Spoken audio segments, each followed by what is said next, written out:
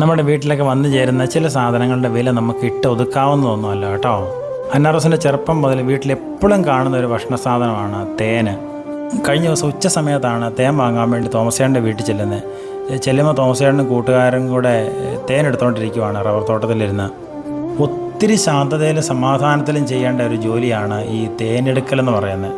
ഒത്തിരി കഠിനാധ്വാനം ചെയ്യുന്ന ഒരു കൂട്ടം ജീവികളുടെ സ്വകാര്യതയിലേക്ക് നമ്മൾ കടന്നു കയറുവാണ്. അവരുടെ പെർമിഷൻ ഇല്ലാതെ അവരുടെ അധ്വാനത്തിൻ്റെ ഫലം എടുത്തുകൊണ്ടിരിക്കുവാണ് നമ്മൾ.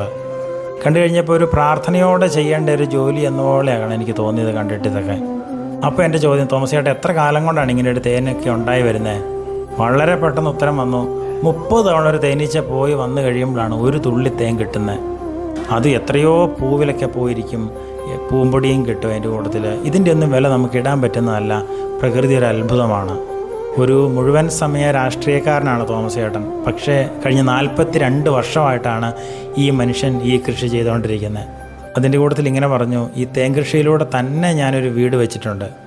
ഇതൊരിക്കലും തേൻ വിറ്റ് പോകാൻ വേണ്ടി ചെയ്യുന്ന വീഡിയോ ഒന്നുമല്ല കേട്ടോ. ഈ വർഷം കൊണ്ട് ഇദ്ദേഹം തേൻ കൃഷിയൊക്കെ നിർത്തുവാണ്.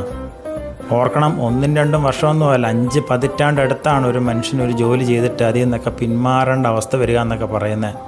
ഈ കൃഷി വകുപ്പൊക്കെ എന്നാ ചൊറിഞ്ഞുകൊണ്ടിരിക്കുക നമ്മുടെ നാട്ടിൽ.